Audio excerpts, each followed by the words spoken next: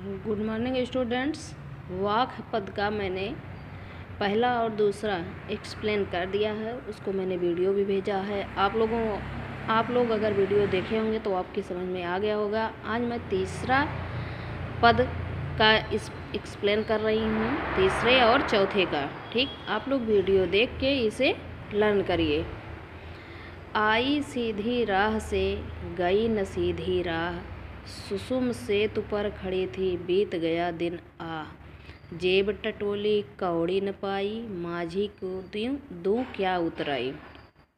प्रस्तुत पंक्ति में कवयित्री यह बताना चाह रही है कि ईश्वर की प्राप्ति का जो मार्ग उसने चुना वह उपयुक्त नहीं था और न ही वह सीधे उस रास्ते पर चल ही पाई। अतः वह कहती है कि हे ईश्वर, भक्ति के साधक केवल एक समर्पण ही एक ऐसा मार्ग है जिससे उस परम पिता को प्राप्त किया जा सकता है। उसकी दी हुई जिंदगी तो सोच विचार और हठ योग साधना में बीत गई। मतलब जो ईश्वर ने हमें ज़िंदगी दी है उसमें हमने सोच विचार और हठ योग मतलब जिद्दपन में ही बीत गई है। अंततः जब उस पार उतारने वाले माझी ने इस संसार रूपी सागर से बेड़ा पार लगाया तो मैं उसके प्रति कृतज्ञता भी ज्ञापित नहीं कर पाई।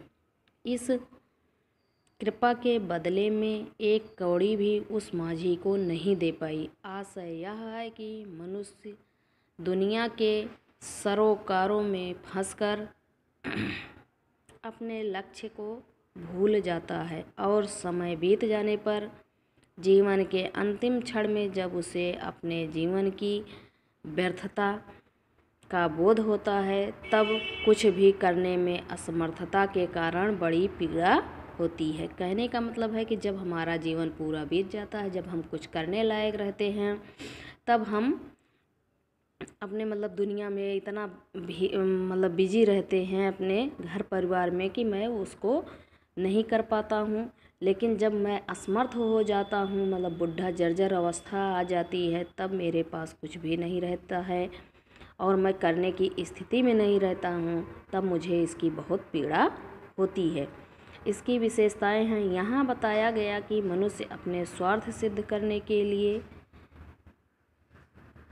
के पीछे अपने जीवन के लक्ष्य को भूल जाता है। कवयित्री ने अपने द्वारा अपनाए गए प्रभु प्राप्ति के मार्ग को उचित नहीं बताया। सुसुम सेतु में रूपक अलंकार है, प्रतीकात्मक शब्दावली है। चौथा पद है थल थल में बसता है शिव ही, भेद न कर क्या हिंदू मुसलमान, ज्ञानी है तो स्वयं को जान, वही है साहिब से पहचान। इस पद्यांश में ईश्वर की एक सत्ता का बोध कराते हुए एक मनुष्य और स्वयं मनुष्य के भीतर ही परमात्मा को देखने की सलाह देती हुई ललदक कहती हैं कि प्रत्येक स्थान पर निवास करने वाला शिव तत्व अर्थात कल्याणकारी परमात्मा है। इसलिए उसी की बनाई सृष्टि में हिंदू और मुसलमान का भेद कैसा, हिंदू और मुसलमान दोनों को हमारे ईश्वर ने ही बनाया, तो उसमें हम लोग भेद क्यों करें। वस्तुतः हिंदू और मुसलमान दोनों एक ही हैं। उसकी मनुष्यता एक है। वो मानव, यदि तेरे अंदर ज्ञान है तो तू सबसे पहले खुद को जान ले और जिस दिन तू खुद को सीख समझ लेगा उसी दिन तू उस परम पिता की भी पहचान कर लेगा और उसका परिचित बन जाएगा। इस पद की विशेषताएं हैं कि ईश्वर को सर्वव्यापी बताया गया, सर्व जगह व्याप्त। हिंदू और मुसलमान को समभाव रखने के लिए प्रेरित किया है। थल थल में पुनरुक्त प्रकाश अलंकार है।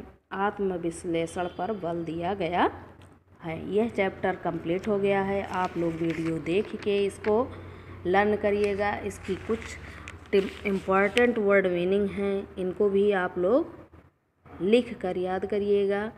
इसका क्वेश्चन आंसर मैं आपको नेक्स्ट टॉपिक में भेज दूँगी। आप लोग उसको भी, जिसका नहीं कंप्लीट है वो कंप्लीट कर लेंगे। ठीक, thank you, have a nice day.